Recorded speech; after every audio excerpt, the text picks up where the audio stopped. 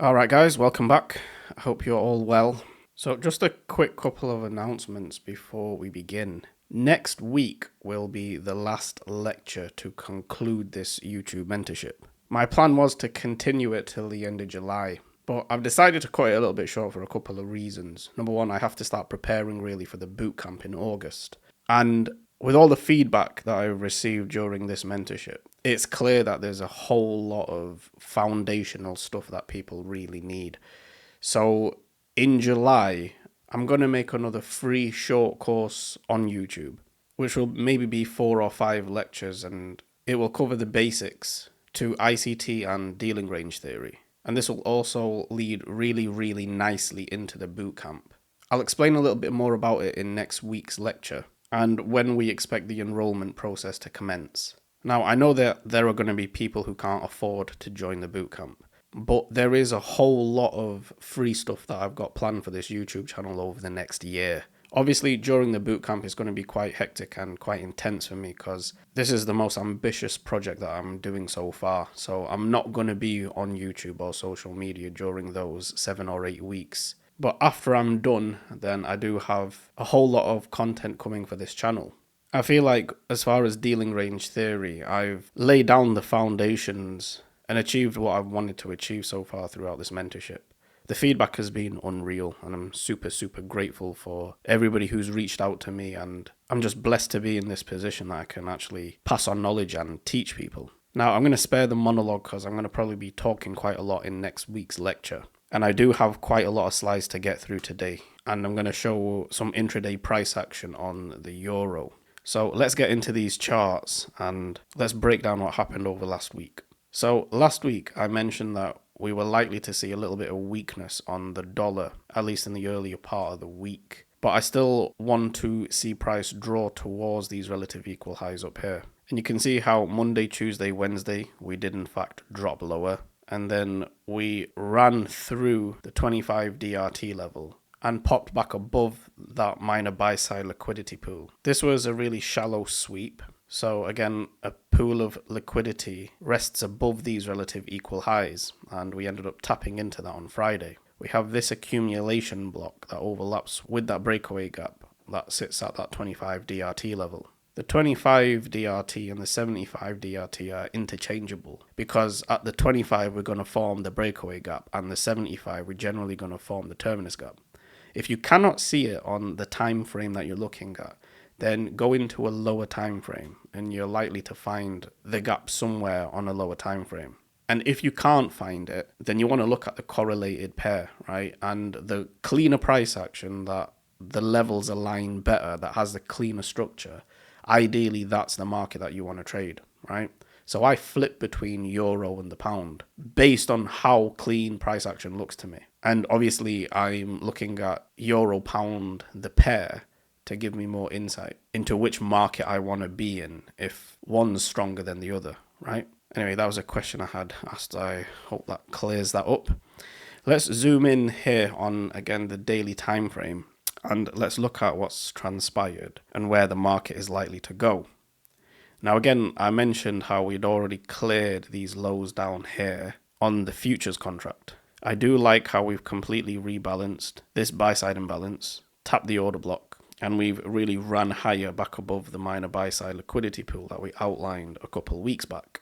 If we grade this entire range from the high down to the low, we can see that we dropped into the equilibrium level last week. This level overlapped with this sell-side imbalance, which I'm looking at as an inverse fair value gap. But more specifically, I'm looking at this as the measuring gap since it sits at 50% of that dealing range. I'm also looking at these consecutive down close candles that close below this swing low, running the liquidity below these lows. So this is our order block. And I'm looking at the opening price of the order block, and you can see how on Tuesday last week, we dip into the opening price. Generally, I want to see a reaction within 2 candles. We don't get it here in the first candle, but in the second candle, we have this displacement higher. So this confirms that order flow is bullish. We also have this down close candle that forms after dipping into the previous or the original order block. We can grade the body of this candle. You can see how that 25% level overlaps with the opening price of the parent order block. This down close candle is our propulsion block, and I look for sensitivity in the upper quadrant. With a good propulsion block, generally you won't see it travel further than the upper quadrant if we are in obviously a bullish order block. And again, price really reacts nicely from there, running back above these relative equal highs and into the 75 DRT level. Now I have the 75 DRT up here because I'm looking for a run above the buy side liquidity. So we're currently inside of a buy program. Technically speaking, if we're in a sell program, then we plot from high to low. If we're in a buy program, we plot from low to high, right? We also had this up close candle. We have this low, high, lower low. So this up close candle is our bullish breaker, and the premium high overlaps with the opening price of the bullish order block. Ideally, I want to see price stay firm. We do have this buy side imbalance. So again, Monday, Tuesday, Wednesday, we can anticipate a run lower. I'd rather see a portion of it left open, although my line in the sand would be the mean threshold of this down close candle. On the weekly time frame, that also overlaps with a weekly fair value gap. A close below that, and then we're going back down here. But for the time being, I'd rather find support up here around this 25 DRT level and then resume going higher for the equal highs up here. On the 4-hour time frame, so again, last week I said that I wanted to see it find support in the extreme premium of this dealing range. And I highlighted these two up close candles as a bullish breaker. So you can see how we found support again. This dotted line is that 50% DRT level. And the later part of the week we really push higher. Again, I explained in last week's lecture that Friday was a lot of high impact news. So we were likely to see the most explosive move at the later part of the week. And that's exactly what ended up panning out. It is worth mentioning that we do have a higher high posted here on the dollar, but we failed to post a lower low on the euro. So I'll get into that in a second, but that could indicate some short-term bullishness earlier on in the week for the euro, which again would be expected since we've cleared buy side up here. So I would anticipate some level of retracement earlier on in the week. There's further reasoning for that, but I'll explain that when we get into the euro chart. Speaking of euro, this is the euro dollar on the weekly time frame. We're obviously over here, and let's have a look at what's already transpired, right?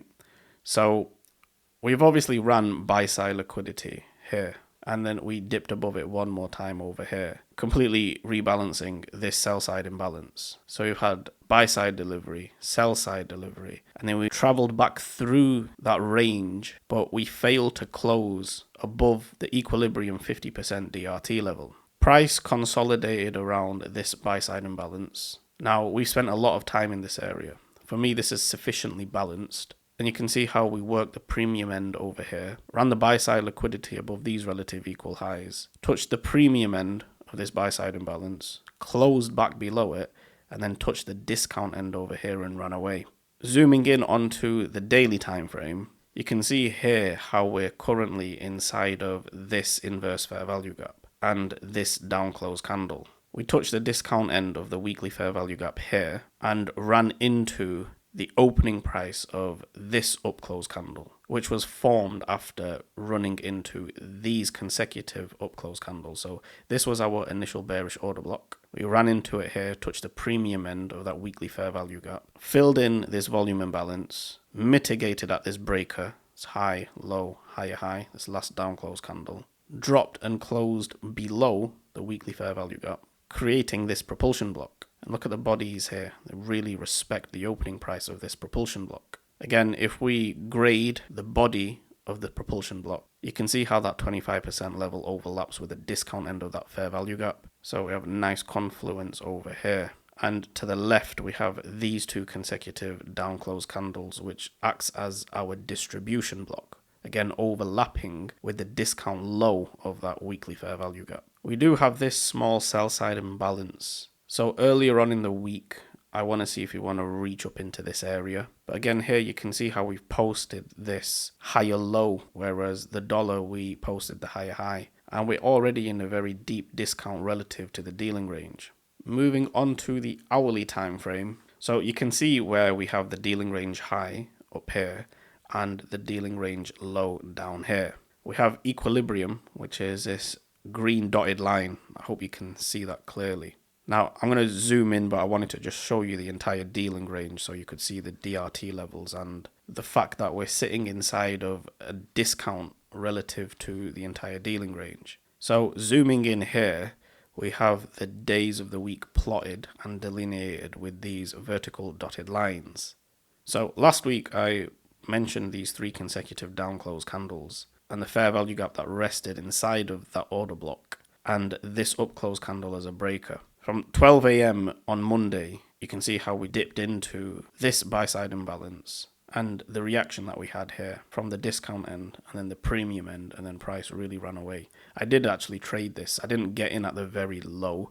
In hindsight, I wish I placed a limit order, but I did get in over here during the New York session. We dropped lower into the terminus gap that overlapped with this 75 DRT level. In this case, it's a terminus gap because we were in a sell program and then we ran back above it. You can also see how this was influential on the right side of the market maker model, right? If we take Monday's range from the high to the low, equilibrium overlaps perfectly with the 75 DRT and the consequent encroachment of the terminus gap. We dropped just below equilibrium into a discount, into these 2 down close candles. The body's over here telling us that we don't want to close back below the 75 DRT or the terminus gap. And then we have this displacement higher, closing back above the upper quadrant 75 DRT level. And if you look left, what do we have here?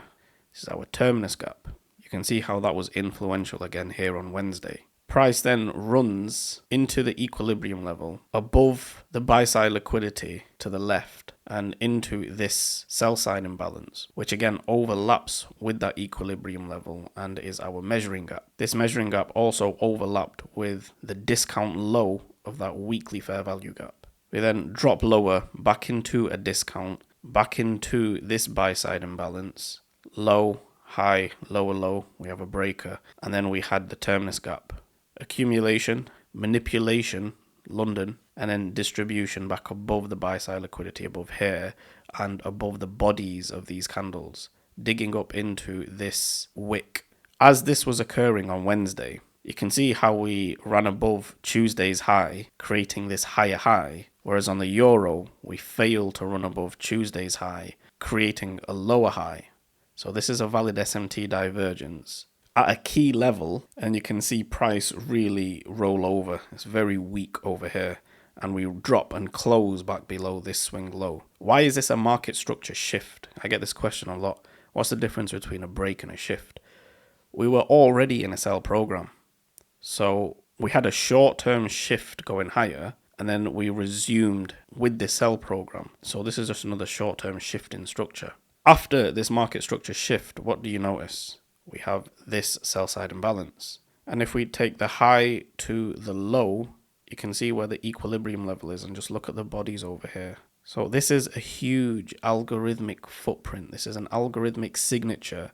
And this tells smart money that are coming in here and they're executing short orders. Here, here, here, one more time over here. And then it gives up the ghost, as ICT would say, and closes back below all of this sell side liquidity, back below the 75 DRT level and this terminus gap. So this is a very significant event. We have a short-term high over here, and then we rally back above this short-term high, rebalancing the remainder of this sell side imbalance, and inside of a premium relative to this high and this low. We swept buy side liquidity inside of a premium and rebalance at the same time. So again, that analogy that I used, 2 birds with 1 stone, you can see this manipulation here on Friday. And then we really tank, sweeping the low that was created on Monday. Now, retail are going to look at this as a bear flag, right? Now, I'm anticipating a run higher. How high we can go, I'll have to assess what happens on Monday and Tuesday. Generally, I don't like to trade Monday. I usually let Monday's price action pass, especially if I can make a case of both sides of the market. But I'm anticipating a run higher into this sell side imbalance and maybe back into the terminus gap. We do have the daily fair value gap higher, so we could reach into that, but I would rather see that left open. I'd like to see price upset the retail sentiment and then make a run lower for the lows down here.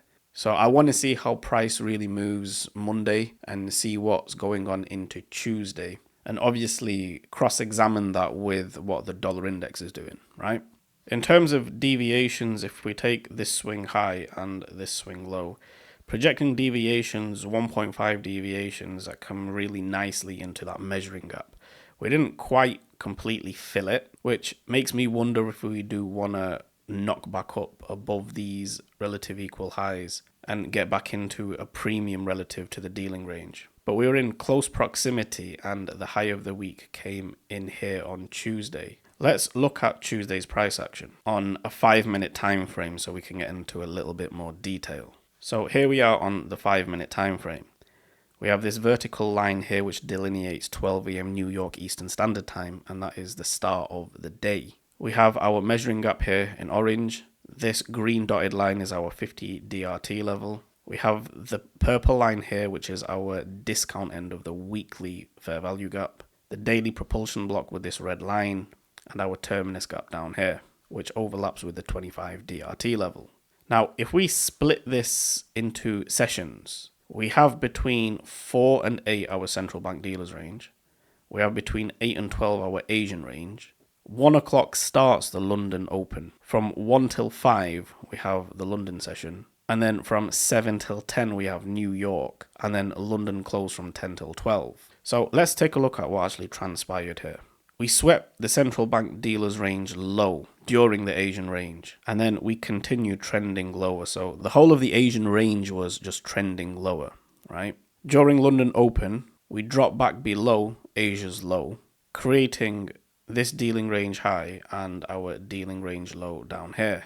Price reverses and starts a buy program going higher. We obviously drop below the Asian low and we create this down close candle, which becomes our bullish order block. You see how we tap into it here. This is actually an entry technique that I quite often use, is if an old low overlaps with an order block. This is quite a strong entry technique and another model that I like to use. Price then displaces higher, running through the terminus gap. Again, you can see how if we extend that out, it's influential going forward.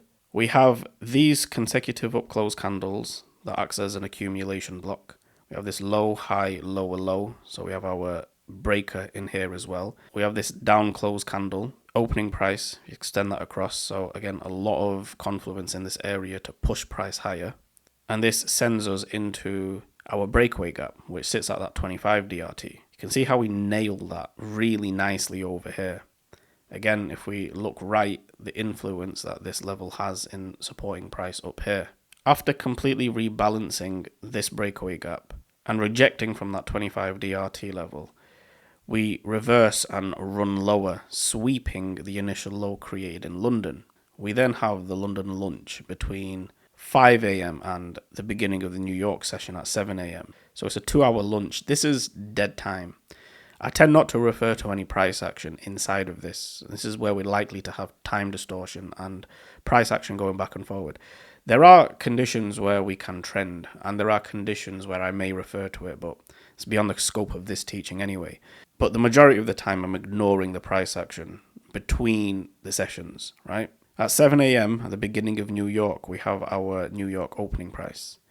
And you can see how we drop below the opening price, sweeping London's low, accumulating inside of the terminus gap to the left. And then price really displaces higher. Institutional order flow entry drill here runs back through the opening price of these two consecutive down close candles. So the wick to the opening price is going to be sensitive because these two down close candles become a propulsion block.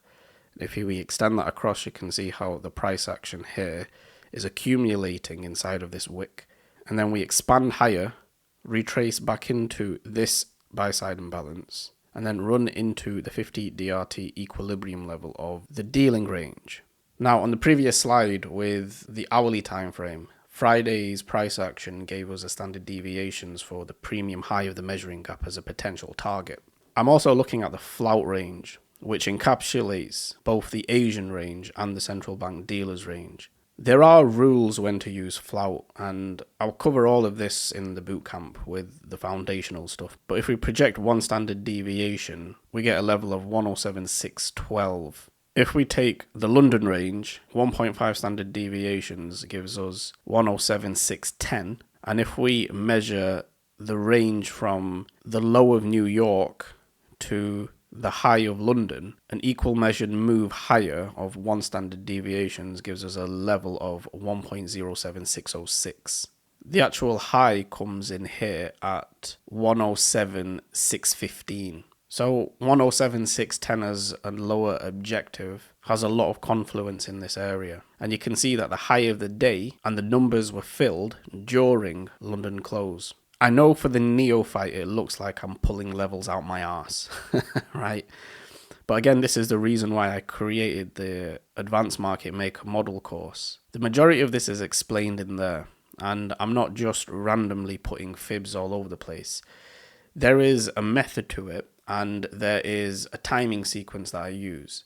I've been studying the timing in the market for years and years and years, and I have my own timing model. It's something that I'm not going to teach. It's taken me a long time to get it right. The purpose of this mentorship was to put the stuff that I taught conceptually in that course and how it applies to real-time charts and how we can predict where the market is likely to go and become very, very, very precise. Precision doesn't make you money.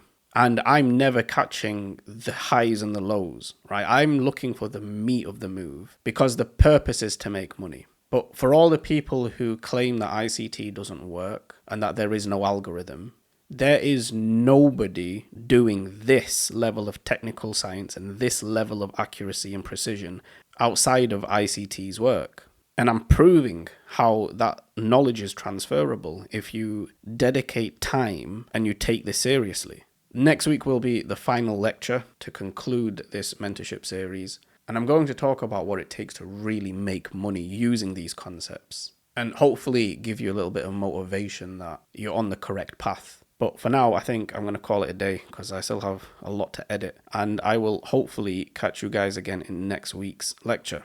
Take care, guys.